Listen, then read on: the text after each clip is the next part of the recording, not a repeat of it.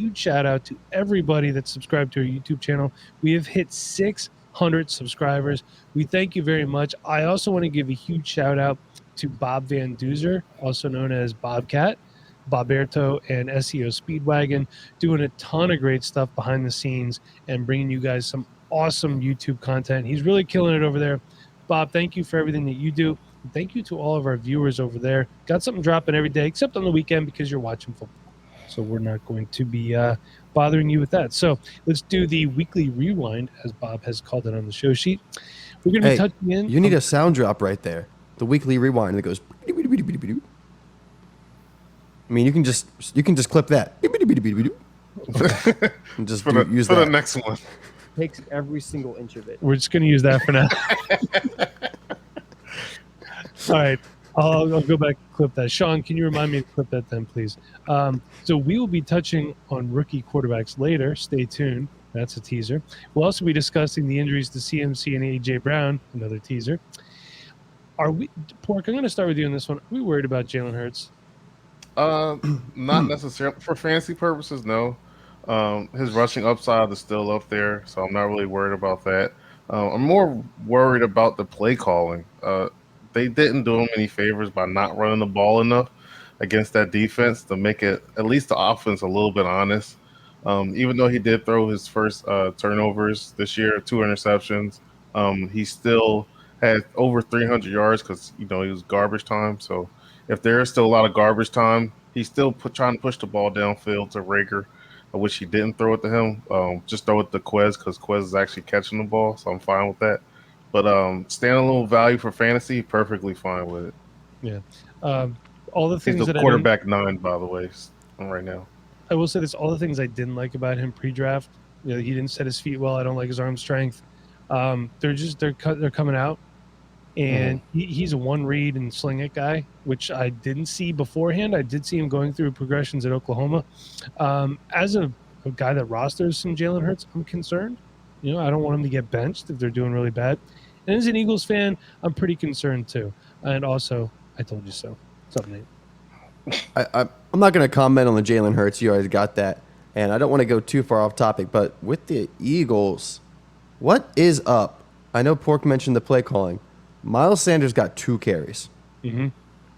And I believe he had 26 yards on those 2 carries. I don't think Nick Sirianni knows how to call a game while losing. Well, there was a rumor a couple years back that Jeffrey Lurie doesn't like to run the ball.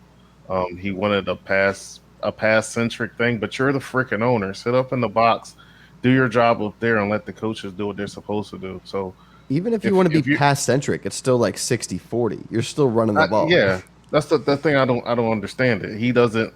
I believe Jordan Howard. He had a good game in week 2. And they won the game against the Packers, I believe. He had a meeting with Doug Peterson, was pissed off that they ran the ball too much. But they won the game. So that's the part I'm not understanding. So hopefully it's not that.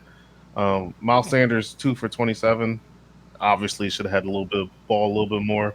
And we are seeing a ton of Kenneth Gainwell on the field too. So, I mean, you always should have your best players on the field. If you want to throw the ball more, you need a better quarterback.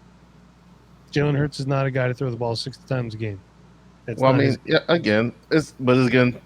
week 3. I want to overreact right now. He still could get better, but after 17 game season, if he still looks the same, then we might need to reevaluate. Sam Howell. No. Gardner Minshew is already there. So, again, doing this to us a freaking again. Josh Gordon has signed with the Chiefs. So everyone that has held on to him and then immediately put him on the trade block, and you know what you have, so don't try to get too low. What's his value? Nate, you're pretty hype about this. What is his value? Yeah, I'm pretty excited about it because there's a couple leagues I had him stashed on the IR because we allowed suspended players on IR, but now he's not suspended, so I got to figure out what to do with him. I don't know what his value is. I mean, I would say if I was interested in getting him, maybe a third. I mean, a third's kind of not quite a throwaway pick, but it's a lower hit rate at that point. So Josh Gordon on the Chiefs, that's really the only team he could have signed for that really interests me. anywhere else, and I've been like, it's just over. But hey, Josh Gordon for the Chiefs, they're at the potential, even at the end of his career, might be worth it if you're a contender. He might be worth it at the end of the league. He could get you through playoffs. He might be somebody you can rely on at the end of the season. But that offense, we've seen it time and time again. It is Travis Kelce and it's Tyreek Hill, and then it's everybody else after a long drop. So I'm not going to hold out hope. I'm not going to hold my breath. Josh Gordon most likely is going to have like one game he gets a touchdown and 60 yards, and the rest are going to be just, blips. But, hey, Josh Gordon and Patrick Mahomes sounds like something I would want to see on Madden. So, yeah. Exactly. He's not on my radar, to be honest with you, because it's going to be a matter of time until he does something stupid again. I wish him the best, but I'm just going to personally stay away. I'm rooting for him, man. I'm really rooting for him. So am I. But I do also have to make smart decisions for my fantasy team, and I'm going to stay away. History's not great. I'll pick Zach Pascal off the waivers for $2. You know what I mean? And he's been, last week wasn't good, but the Colts offense didn't look that good last week. But week 1 and 2, he looked really good. So Quez Watkins or Josh Gordon? Quez Watkins. Are we talking? We're talking Dynasty? Yeah, I want Quez Watkins because he'll be in the league past week 6. So, wow. Hope Josh Gordon doesn't listen to this podcast. I don't give a shit. Dan Arnold traded to Jacksonville. Also, I want to say big shout out to Bob for putting JAX. A lot of people put JAC, but I like this abbreviation better. Is it Tremble time? So in the last game versus the Texans, Tommy Tremble, 1 catch for 30 yards. And let's see, where are you at here? He had the rush, too. Yeah, he did. He had 1 carry for 7 yards and 1 touchdown. And Dan Arnold, 2 catches for 23 yards, no touchdowns. So is it Tremble time? Sure. You drafted him. You now have a starting tight end. Yeah. Because it's not Ian Thomas. Oh, God, I know. We've So, been trying to bang on that for the past 2-3 years. It's not happening. I do like the other side, though. Wait.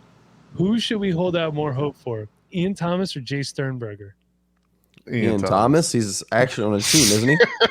Sternberger's with the Seahawks. On the practice squad or on the roster? He's there. It doesn't matter. So, I will say I do like Tommy Tremble. He was actually my tight end 5 in this past draft. He is a guy that he's raw. Coming out of college, he was pretty raw, but the athleticism is there, which is something we got to shoot for with tight ends. The athleticism is there. He can move around the field. He is one of the better blockers. His hustle and his effort and his ability to put people on their butt is impressive. So I'm all about Tommy Tremble in this Joe Brady offense. We might see him move around a whole bunch. We might see some manufactured touches, some screens that get Tommy Tremble involved. So, yeah, I'm about it. I'm not going to expect him to be a top tight end right away, but hey, rookie year, if he gets some play, he might be a dynasty asset. Yeah, and I think that blocking really helped him get on the field, too, from that tape from Notre Dame. He was putting people on their tails, like you said. Yep. And if he can just be consistent and catch the ball, he should be good because, everybody was hyping up the Arnold. But obviously, that ship has sailed. And he can actually go to a team who needs a tight end. Because I think O'Shaughnessy was just tight end one there. Yep. So, and he's on IR now, I believe. So they kind of had to make the deal. So it was a good deal for both sides. One gets C.J. Anderson. They need a help at corner. So, and they definitely need help at tight end. So no one cares about IDP. Is Derek Carr the real deal? And what are we doing with him? If I have him, I'm starting him. Oh yeah. I think you have to. Well, a lot of people are like, "Oh, should I buy? Should I sell?" But you should, if you have him, you should not sell. You should start. People seem to forget that in Dynasty. This Derek Carr is reminding me of the year he was in the running for the MVP. He's throwing the ball down the field, and actually catching the ball because Amari was dropping everything at that time. But Henry Ruggs is he's actually showing a lot of potential. Brian Edwards only catches the ball in the fourth quarter and overtime, and Waller is always open. And he's making smart decisions this year. So yeah, at this point, I think I might hold him and go forward with that. I think John Gruden is a little bit more aggressive. He's not running the ball as much, even though Peyton frickin' Barber had 100 yards rushing, which didn't make any sense. But yeah, Derek Carr is I think it's a QB 8 or 6 or something on the season. So yeah, I think you can that consistency is starting to show, and you can keep him and not trade him unless you get a really good deal for a top quarterback, and then that'll be a no brainer. Yeah, you agree with that? Yeah, I'm about Derek Carr. I've always been about him, especially as a quarterback too on my team. I kind of think he's in that Kirk Cousins range where, he's not someone you want and you'll feel confident as your quarterback 1, but you can be very happy with him as your quarterback 2 on a contending team. So Derek Carr is currently the quarterback 9. He was the quarterback 8 until last night when Jalen Hurts got back up to quarterback 4. But Derek Carr's out there, and he's only thrown 6 touchdowns through 3 games, and he's the quarterback 9. So it's a lot of passing yards right now, which I think is going to keep up because that Raiders defense has kind of been hit or miss, and not just like hit or miss per game, but hit or miss per drive. And I mean, they've already gone to overtime twice, which obviously inflates his stats a little bit. I love seeing Brian Edwards in overtime. That's great, but we need to see that during the game. But Josh Jacobs is hurt. I mean, I don't see why Derek Carr won't continue to keep this up. I think he'll get the volume. I think he'll get garbage time if the Raiders start, not being in games as much as they are right now, which is, hey, 3-0 team. That's quite the surprise, but I honestly don't see that sticking around very long. So I think he'll keep up, good success. So I'm keeping him. I'm always been about Derek Carr. Last year, Derek Carr was the quarterback 13. He was the number 1 quarterback 2. I'll take it. I mean, he's always been underrated. He's always been a solid quarterback 2 in Superflex leagues. Hey, go out there. You might be feeling like you're buying high right now, but people are probably looking to move off Derek Carr because there was the rumors this past offseason that John Gruden was possibly thinking about moving on. There was a Mariota behind him. Hey, Derek Carr might be a good buy long term. He's doing well with the Raiders. I also heard him in an interview say he can't imagine playing for any other team. So he might be there a long while. And like I said, it doesn't matter what the fantasy community thinks about a player so much as what an NFL front office and head coach thinks about a player. We've been trying to replace Derek Carr with the Raiders for like 3 or 4 years, but it's not happening. John Gruden matters more than we do when it comes to that. So let's talk about a new segment here. This is called Dynasty Dilemma. Okay, so here are a couple of examples here. Christian McCaffrey and A.J. Brown are set to be out for at least a couple weeks. A.J. Brown is week to week with a hamstring strain. CMC, or does he have any? Did I say that wrong? CMC is the hamstring. CMC has a hamstring. I think A.J. Brown has a hamstring as well. They both got a hamstring. Yeah, well, then they're both injury prone. What do we do when the studs we're relying on to win championships aren't going to be available? So a couple options here. However you guys want to do it. Do you guys make trades? Do you trade these guys away? You ride the waiver wire with what's available. Do things like the time of the year make a difference to you? And are you also considering other players if they're set to miss the entire season? If it happens earlier on, like a guy like Cam Akers, J.K. Dobbins. What are you guys doing here, Nate? Let's start with you on this one. Yeah, so there's obviously a couple ways to look at it depending on how your team is made up. I'm assuming in this situation we're thinking, hey, we're a contender this year. We have CMC, we have A.J. Brown, we have good players, studs at our top positions, and we're going for the championship, right? Yeah, players get hurt all the time. These guys, we saw it last year with CMC. These guys get hurt all the time. And just because they're studs doesn't make them, invincible. But got to roll with the punches. So I would never trade away an injured player. Actually, I'm actually going to say the opposite in just a second. But I would never trade away an injured player who's not missing the entire season. Now, sometimes guys injured and you're like, oh, it's going to be 2 or 3 weeks. It ends up being like 9 weeks. But, if you're pretty confident they'll be back for a couple games and then the fantasy playoffs, I'm not moving them. Because at this point, you just got to survive and make the playoffs. Because if CMC comes back for the playoffs, you're good to go. Especially if you get some pieces in the meantime to survive and they end up working out. So, if a guy's just missing even up to like 6-7 weeks, I'm keeping him because I'm looking for the championship. And yeah, you got to make the playoffs. You got to put together some wins. But once you get to the playoffs, even if you sneak in as the bottom seed, anything can happen, and you want those studs for the playoff games. So I'm not trading them away. And to kind of make up for the loss of those positions, I'm looking at the waiver wire for sure. I'm looking to go ahead and see if I can move some second and third round picks for some, older players that maybe a team that at this point in the season, you start off 0-3, 0-4, those teams are starting to look at next year already. They're looking at rebuilding. So if you got like a young wide receiver, hey, you move that for an older wide receiver, and they're happy with the deal because they get a younger guy that they can look forward to next season already. And you get a guy that, hey, maybe the dynasty outlook's not as good, but gives you the chance to win this year. And winning the championship, I know we love creating great dynasty rosters, but at the end of the day, it's all about winning championships. And if you play like in a money league, winning a championship, you can pay your dues for the next, 6, 7, 8 years. So that's what it's about. When you have the chance, you got to go for it. So like last year, there was a league I won. I traded for Mike Davis. I didn't even think Mike Davis would be a starting running back this year. I kind of got lucky with that, but I traded for Mike Davis last year. I traded like a second-round pick for him. And, yeah, I mean, his dynasty outlook isn't great. My second-round pick this year in a Superflex tight end premium league probably is a better pick in dynasty. I mean, I can say that probably every single second-round pick in a Superflex league gets drafted over Mike Davis in a startup. But having Mike Davis in my starting lineup last year won me a championship because I needed that running back. So, you got to go for it. You can't half-ass it. You got to go all in. Not saying just trade away all your first, but you got to go for it. If you're going to be like, oh, well, I'll throw a third round out for this, iffy running back that might get a chance. No, you're just wasting your time there. Go ahead, pay up a little bit to get a guy that you know is going to help you out and go for that championship. We'll worry about the offseason and next year later. Dynasty, you can rebuild pretty quick. So for me, the first thing I do is I look at the rest of my roster. I look at my bench. I look at what else is on my IR, and I look what's on my taxi squad.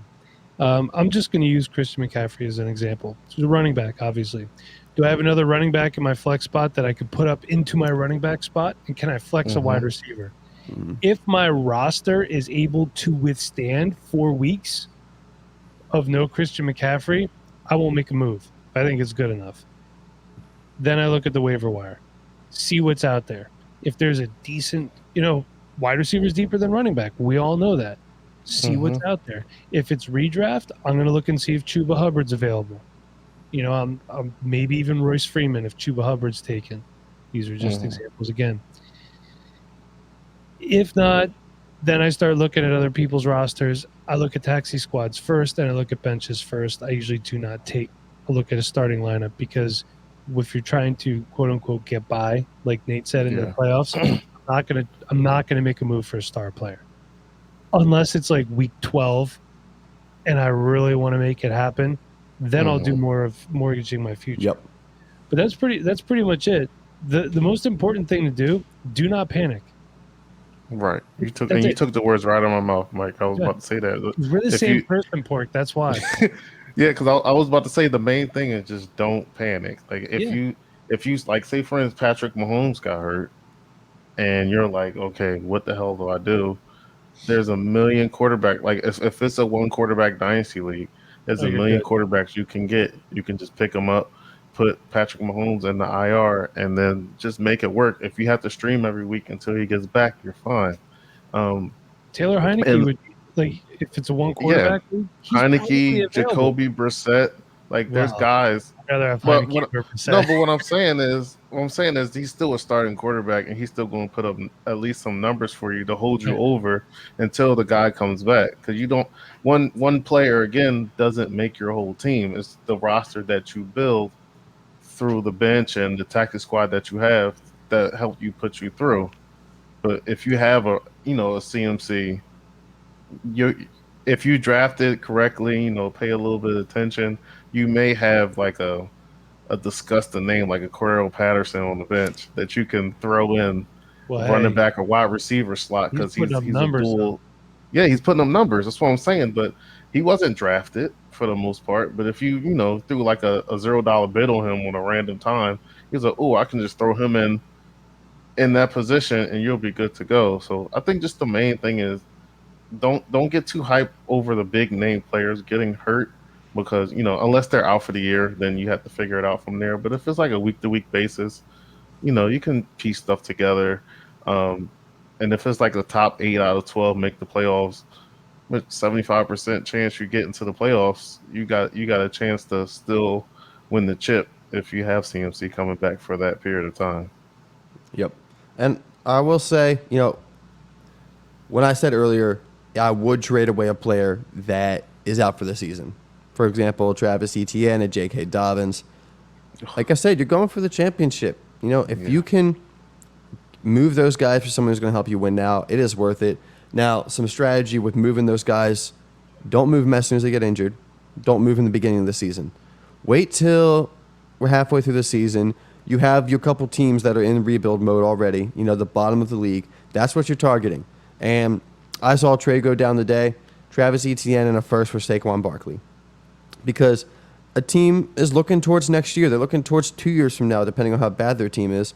And at that point, they'd rather take the pick and the injured player because they don't care about this year. So there's no reason to try to trade a guy like that early on because his value is low. You wait till halfway, almost near the playoffs almost, and that's when their value is better because at that point, whoever you're trading it to is already on to next year, and that player has value. I agree. All right, so that's been our Dynasty Dilemma for this evening. We're going to move on, but I have a question for you guys. Do you like DFS? I do. All right. Yes. Do you wish you could redraft each week within the season? If so, it's time to check out Underdog Fantasy. While the best ball platform season-long drafts are closed, there's still weekly drafts and pick'ems each week. Support the Dynasty Rewind team and join us on Underdog Fantasy by using promo code REWIND, all caps, when you make your first deposit, and you'll get a $10 bonus added onto your deposit. The link is in the description. We'll see you there. And I'll tell you what, if you sign up within this next week, Bob Van Duzer will play a game with you on Underdog Fantasy. Ooh. I cannot verify that that's going to happen. So, but we're going to make it happen. So We'll make it all right. happen. Yes. Yeah. Okay, so You we're not should. going to do any buy or sells this week. Don't forget, if you are not a Patreon supporter, you need to be. JWIC's putting out bi-weekly stock up and stock down reports over there. It's a little bit of written content and stuff for you to read while you're on the cam before you go to work in the morning. And now let's do some rookie updates. So Justin Fields had a rough first start. 80 total yards. He was sacked 9 times. With that, what are we doing with Allen Robinson, Darnell Mooney, and David Montgomery? Remember when we said not to panic? Well, It's. I think it all comes down to Nagy. They said all 3 quarterbacks could start this week, so it sounds like Fields is not starting. It looks like he might give a chance for Nick Foles to start. In that case, I mean, you probably can still start Montgomery and Robinson. Mooney, I'm not too sure yet because it's like we haven't seen too much of it yet. I need to see it first. But right now, I think Fields right now is a little bit of a panic, but it's more of a Nagy thing for me. I think he's trying to push his offense and not trying to, do what's best for Justin Fields at this point because Justin Fields is back there and he's clearly dropping back and he's lost because he's holding the ball too long. He got clapped by Myles Garrett 4.5 times. So it's not conducive to put your guy out there to get killed if you have two veterans out there that know the offense a little bit better. So I guess in this case we didn't want him to be right, but that Fields wasn't ready. But Fields didn't look ready last week, and he might need a little bit more time to learn that offense. well, we will certainly see what happens. All right, Nate, what is up with Trevor Lawrence? And why is no one talking about it? Probably because it's Jacksonville. 5 touchdowns, 7 picks, and 2 fumbles lost. Yeah, I mean that's a rough start. But I'm not worried about it because we know who Trevor Lawrence is. He's one of the best high school prospects to come out. He's one of the best college quarterbacks through his career, one of the best prospects to come out from college. we know what Trevor Lawrence is, and it's always a rough start as a rookie. I mean, look at it this year. Everyone's having a rough start. It's a big game to play. It's a very hard game to play. It's physical. It's different than college. It's a big step up. So it looks bad on paper, and there's been some, mistakes. I think part of the problem is just Jacksonville's not a good team, and hey, it's a lot different playing with Jacksonville than it is playing with Clemson in the ACC. So that's definitely something he's got to learn. We talked about Nagy not being great. I'm not convinced Urban Meyer's great, so there's some of that there. And when I look at Trevor Lawrence so far, this is kind of crazy, but I think about Peyton Manning's rookie year. Peyton Manning's rookie year, and that was a different time. We looked at quarterbacks much, much different. But that year, he threw for 28 interceptions, only 26 touchdowns. Yeah. Peyton Manning, one of the greatest quarterbacks of all time, threw for 28 interceptions his rookie year. If it was 2021, he wouldn't even start his second year probably. I mean, That's true. It's a different world now for sure. So, I mean, if Trevor Lawrence throws 28 interceptions, it's going to look rough.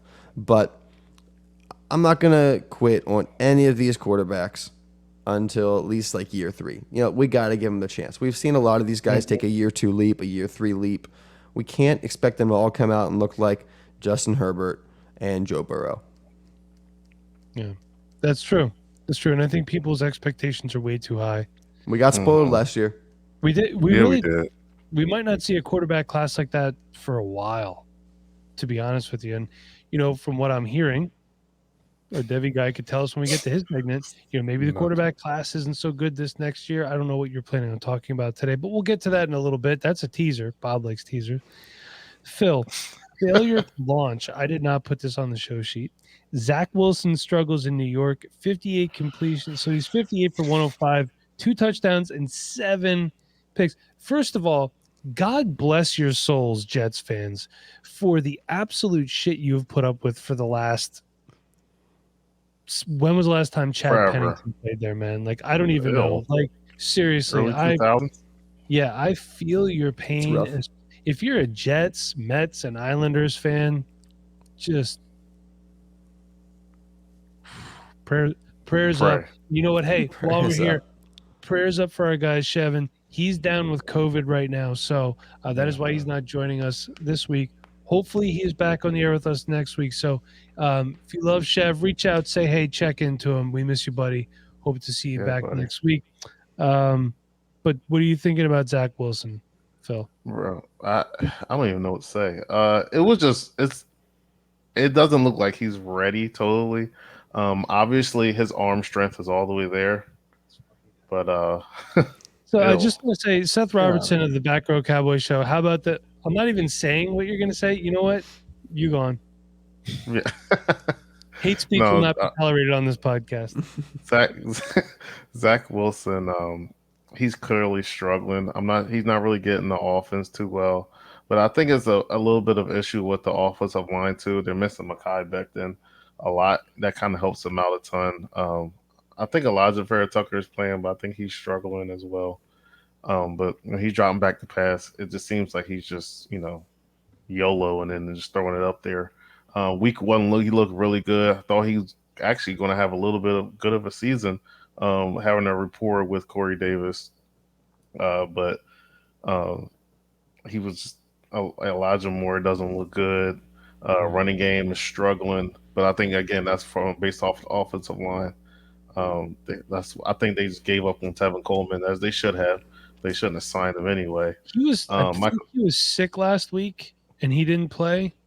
I don't remember. Non-COVID illness. Sick. Yeah, I'm actually, but in all fairness, not just to be a Michael P. Ryan homer right now, but I'm surprised that they haven't activated him because nobody in that backfield is doing anything. And at this point, honestly, what do you have to lose to give somebody else the ball? Michael Carter led the team in carries, but he really didn't do much with it.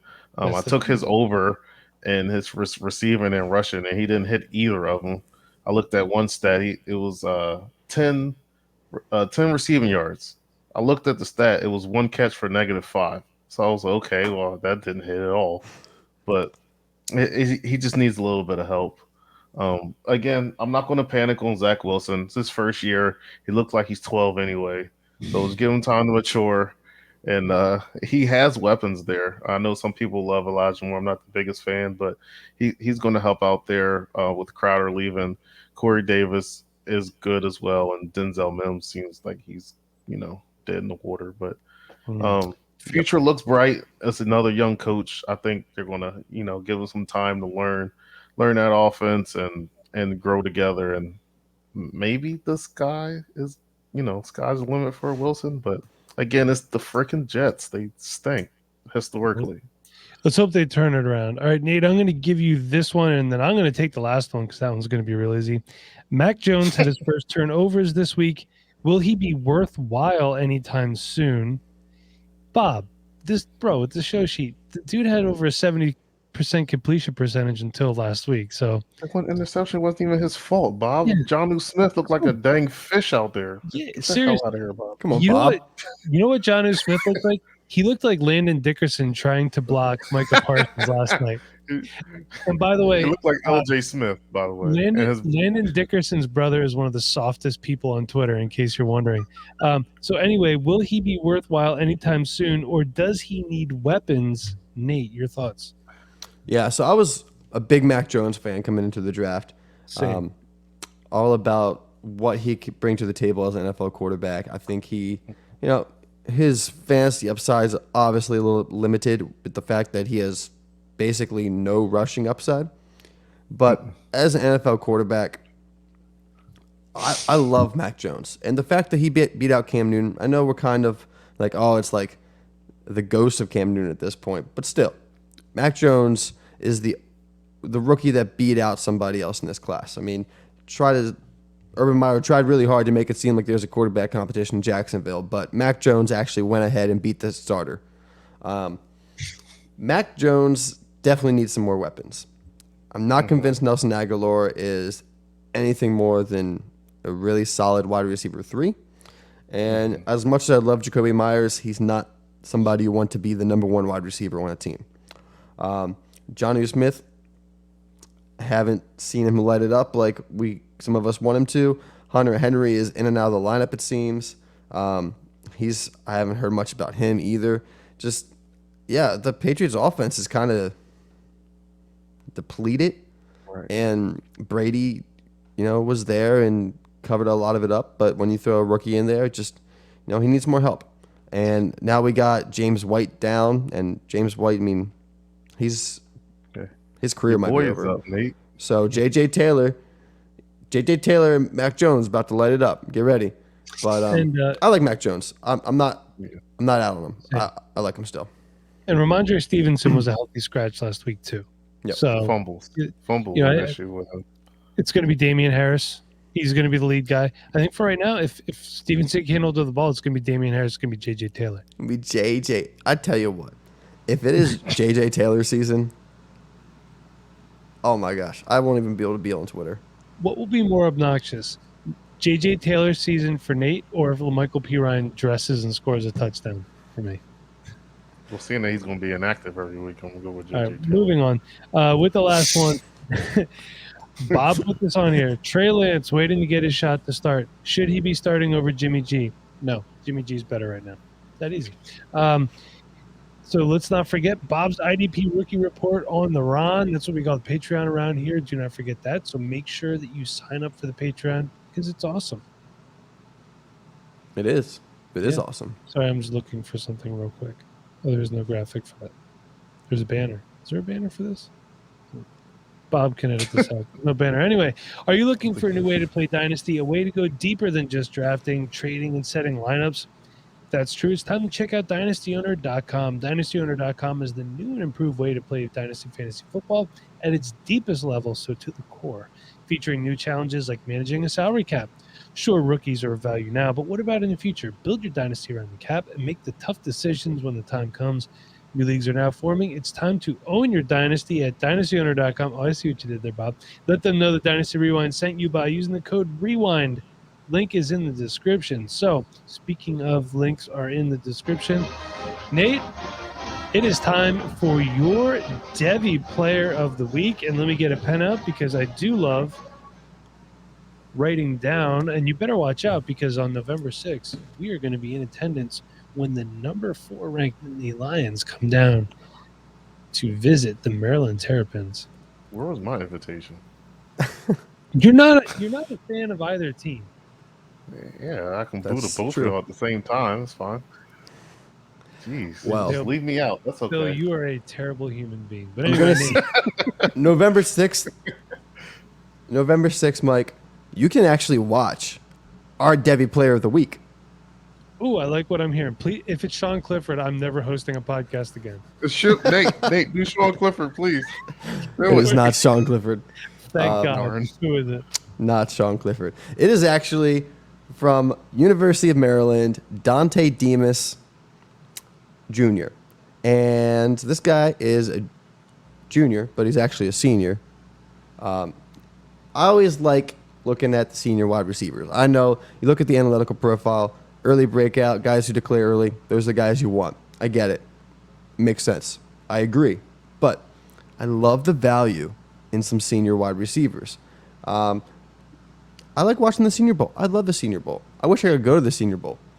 And I think this is a guy that's going to be a Senior Bowl breakout this year. So call me in 4 or 5 months when Dante Demas has a great Senior Bowl and everyone's like, oh, this guy's going to be a 4th, 5th round pick.